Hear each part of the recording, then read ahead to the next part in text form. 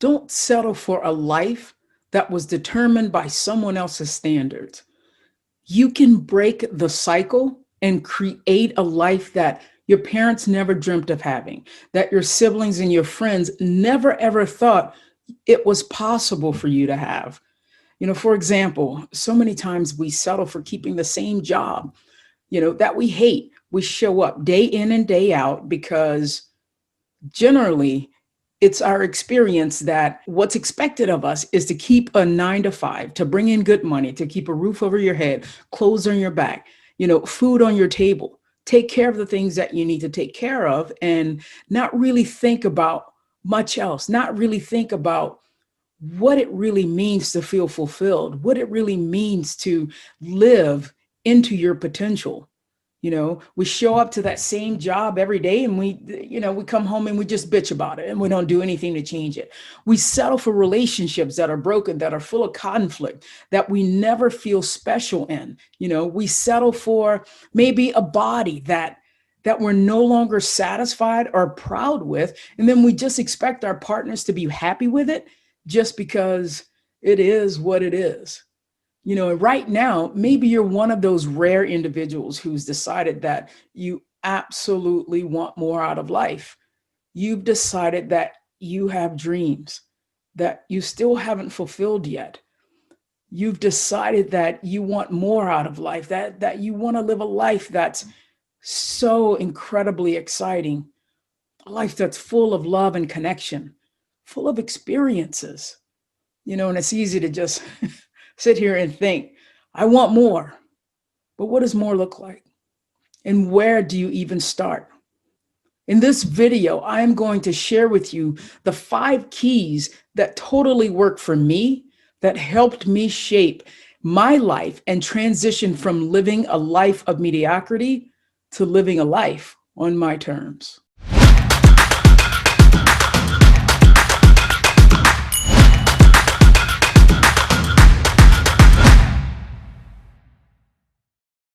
I remember several years ago when I first started planting the seed that I was going to make a major change. I no longer wanted to be a high school teacher anymore, that I had more inside of me. And then I didn't start telling people outside of my spouse until I was ready to jump. I didn't start telling people till, like about a year ago. And, some people were like, oh my goodness, you could just go another 10 years or so and be ready for retirement. Or you could just go to, just keep doing what you're doing and, not have to struggle and start over. And then in 2020, when COVID started, oh my goodness, the more people that I told, I got the reaction that, you mean you're quitting your job during COVID when so many people have lost their jobs? You're quitting a perfectly good job, you know? And I just recall, there were a couple of times when I doubted the decision that I was going to make, but I figured if I had the support of my spouse and that I knew deep down inside of me that it was time to make a change, then why would I ever listen to people who weren't striving to do more than what they were doing, who were just satisfied with the status quo? Some of those people have been in their same jobs for decades, and they saw security and sticking around even when and if they were unhappy. It's usual for people to well, I'm bringing in a good paycheck, and I have medical insurance and I have a pension, but all of that I know is important.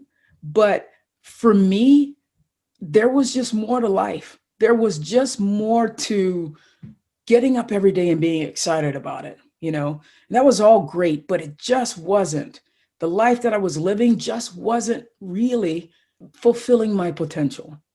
It wasn't making me feel like I am doing every single thing that I can possibly do to make my dreams a reality. So, right now, I'm going to share with you the 5 keys of how I made the bold decision of transitioning careers and taking my life to a different level.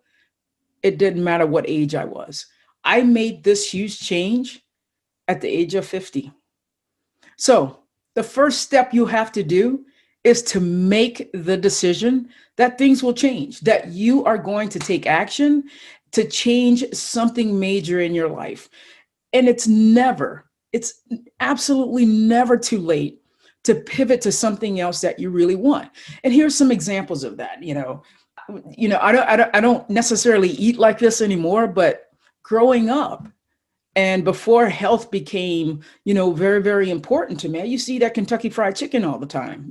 Well, Colonel Sanders had this dream that did not come to fruition until he was age 62. All of that time, and most people have given up, and most people are just retired by them. Most people are like, oh, I'm going to just buy an RV and I'm going to travel. The actor Samuel L. Jackson, he didn't make a name for himself until he was 46. And at that time he was in recovery from alcohol addiction, well, from cocaine and heroin addiction.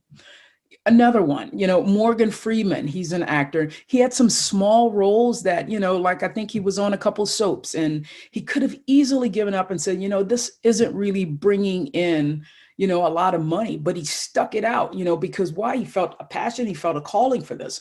And he didn't get his breakthrough acting role until the age of 50. And then the last one that I'm going to leave you with is someone that inspires me. Ernestine Shepherd is the world's oldest female bodybuilder. She once lived a sedentary life, and she did not decide to get in shape until the age of 56.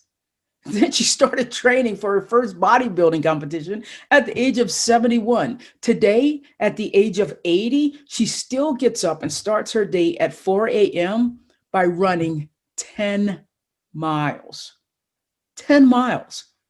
That's the kind of longevity and the kind of life that I want. And again, guys, those are just examples that it is absolutely never too late to make a huge change. So that was number one, to decide that you are going to do it. Number two, the second key is to take time to visualize exactly what you want. I remember when I was a teacher, I'd grown very, very tired of the exact same schedule, the Monday through Friday thing. It got to a point to where I grew so excited for Saturday and Sunday that I felt and I knew that I was rushing through Monday through Friday each week. And so it's like I was just throwing those days away just so I can get to the weekend. I envied people who had variety in their day. Whenever we would have in-service days where we didn't have to keep to a very specific schedule, and like we would go out to eat lunch at, these random times, it could have been like 11 o'clock or 12 o'clock, 2 o'clock, whatever it was.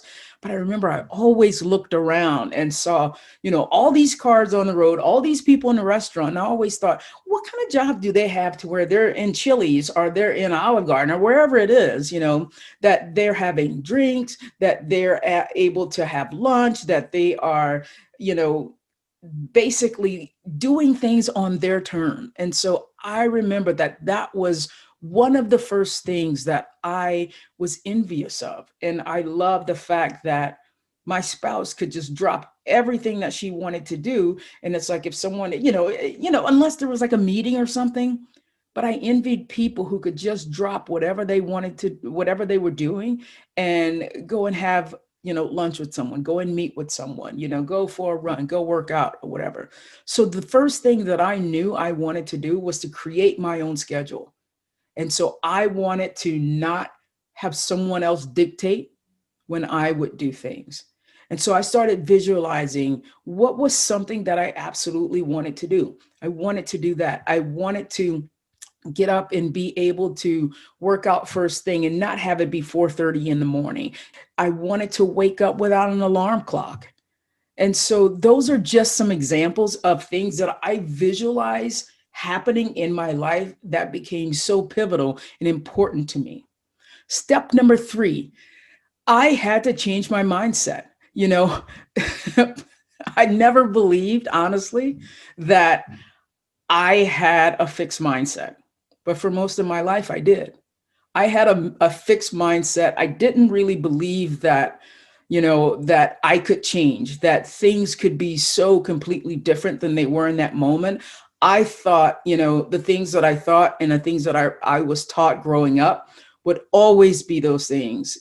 Like I remember it took me a long time to break out of the mentality and the mindset that, from my mom, who I remember as a kid, I would always ask, can I have, these Converse tennis shoes, these Nikes, these whatever? Can I go on a trip with my friends? And her reaction generally was, where in the hell do you want me to get that kind of money from?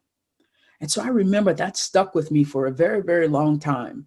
And it wasn't until I started doing the work that I realized your mindset, my mindset, determines everything about your life, everything that you think you're capable of, everything that you think you have the potential to do. And if you settle for the status quo, if you settle for doing all the things that you've always done, basically confining yourself into that box like you always have, then it's easy to think that doing the same things that you've always done, you're just going to keep getting that same life, and that you're not capable of more, that you don't have the potential to do anything more because this is absolutely all that you know. There are lots of things that I'm sure that you believe about yourself that you feel like you can't change. Like, for a long time, I never thought I could actually get the body that I wanted. I never thought that I would make the amount of money that I've always wanted to make. And so, with a fixed mindset,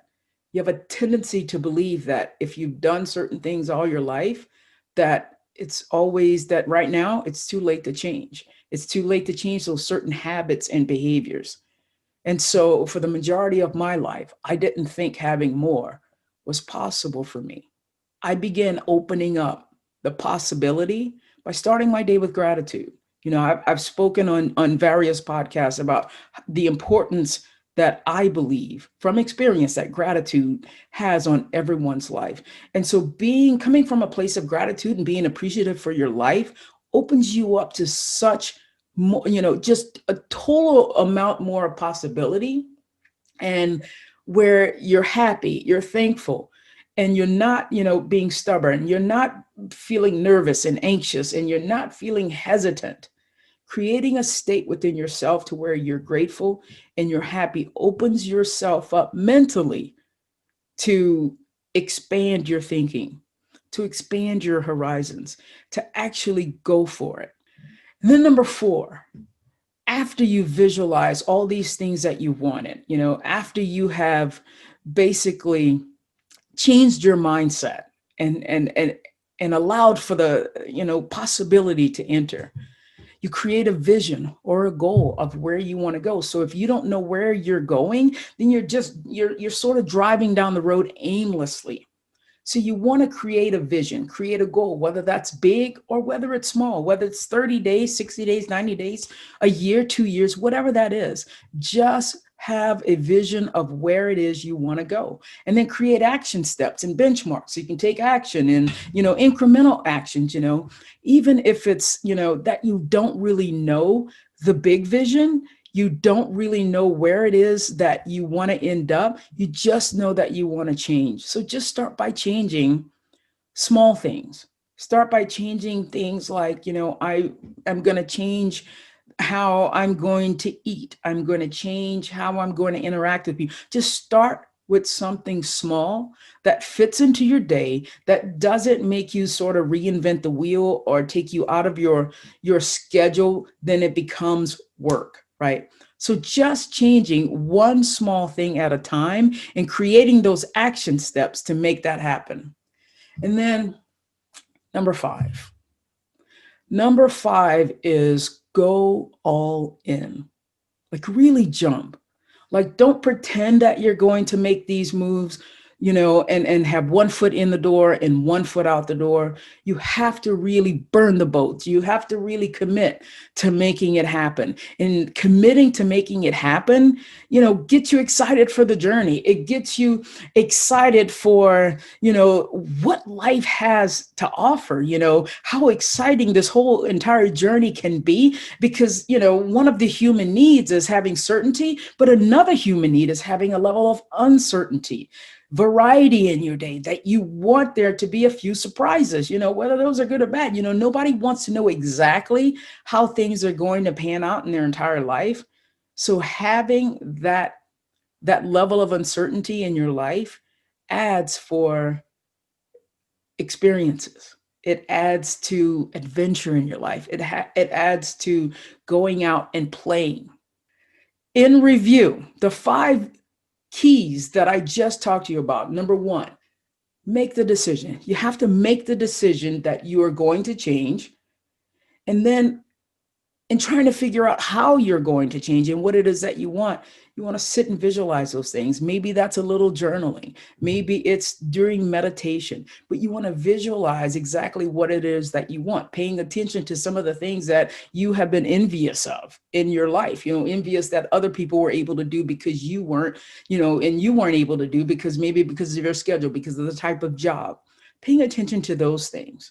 And then number 3, changing your mindset from a fixed mindset to a growth mindset that expands your potential to improve and grow and develop and live into your full potential, right? So you can make an impact in this world. And then creating a vision, a goal, something that you are working towards, whether that's something small or whether that's something big. And then number 5, the last thing was to absolutely go all in. So ask yourself, if you knew you couldn't fail, if you knew you were 100% guaranteed to get whatever it is that you wanted, what would you want? What would you do to get that? How much different would your life be then? And also think, 1 year from now, how would you feel if you're in the exact same place you are today? If you're doing the exact same job that you're unhappy with? If you have the exact same body that you're not proud of? 1 year from now, how would you feel if you have not made any progress, any improvement? So as always, I encourage you to live today. Go for your dreams today, because tomorrow's not promised to anyone. Don't put off for tomorrow what you can start doing today. So take a risk. Invest in you. It's never too late at any age to reinvent you. If you like what you're hearing, and perhaps you're interested in having a complimentary conversation with me, click the link at the bottom of the show notes. Thank you so much for listening. If you even want to know more about what I'm up to, head over to traviastewart.com. And if you like seeing the videos of the podcast, every episode is on my YouTube channel. Take care, guys.